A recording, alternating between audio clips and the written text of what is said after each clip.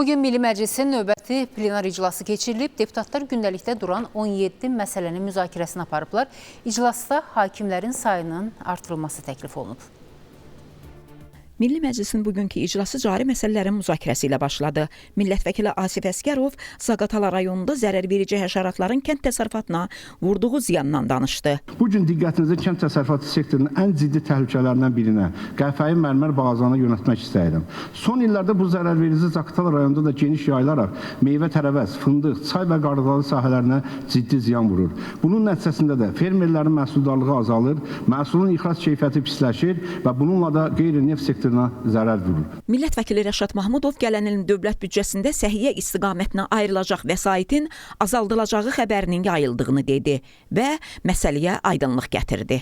Bu platforma vasitəsilə millət vəkillərinə və media mensublarına, nümayəndələrinə müraciət edərək bildirmək istəyirəm ki, hələ təsdiqini tapmamış, amma var olan Azərbaycan səhiyyə büdcəsi 2026-cı ildə bir məna olaraq heç bir şəkildə azaldılmadan, tam tərsinə dövlətin sosial siyasətinin hər zaman olduğu kimi insan amilinə söykənən xətti çərçivəsində artırılması istiqamətində aparılır. Millət vəkili Siyavuş Novruzov ölkədə hakimlərin azlığının yaratdığı problemdən danışdı. Fikrini faktlarla əsaslandırdı.